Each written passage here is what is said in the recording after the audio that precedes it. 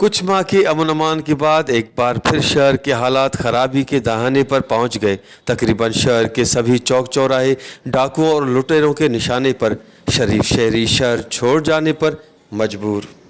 दिन पहले मेरे छोटे भाई शहरियार से रात के टाइम 9 बजे गन पॉइंट पे मोबाइल छीनी गई और उसने मज़ामत की तो उससे सीधी गोलियां मारी गई। हम शहरी पुरअमन शहरी हैं, हमें ये इंतज़ामिया तहफ़्फ़ुज़ देने में नाकाम हुई है। हालांकि हमारा टैक्स जाता है, फिर इनकी तनख्वाह होती है। हम क्या करें, कहाँ जाएं? हम इधर अपने शहरों में भी महफूज नहीं हैं। हम इंतज़ामिया से मुतालबा करते हैं कि नायल SHO शाहिद पठान को तबादल करके दूसरा कोई अच्छा ऑफिसर मुकर्रर किया जाए और शहरियों को तहफ़्फ़ुज़ दिया जाए। कोर्ट में तमाम बदअमनी इंतहा थी वही है।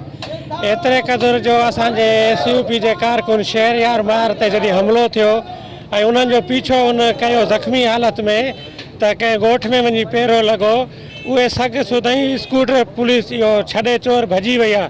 उहे पुलिस खे ॾियण बावजूदि हिन महिल ताईं जवाबदार गिरफ़्तार न करणु ऐं ॿियो असांजो SUP अॻुवाण फ्याज़ जो भाटिरे खां फुर थी आहे स्कूटर ऐं रोक रक़म मोबाइल रोज़ रोज़ आसरा ॾियण बावजूदि बि को बि खड़तेल न निकितो आहे। अमन अमान की सूरत हाल इंतहाई ख़तरनाक हो गया है। यहाँ जो कोरू है वो लोग दिन दहाड़े लोगों को लूटते हैं और उसके अलावा मज़ामत पे लोगों पे गोलियां चला रहे हैं। पुलिस इंतज़ामिया शहदादपुर जी पुलिस इंतज़ामिया नायल थी चुकी है, छो त रोज़ मरला थी आहिनि फुरूं धाड़ा शहरी तहफ़्फ़ुज़ शहरी महफ़ूज़ न आहिनि। जेका शहदादकोट में बदअमनी वधी आहे, हूं त पूरी सिंध में बदअमनी आहे, पर उन जा असर शहदादकोट ताईं पहुची आहिनि।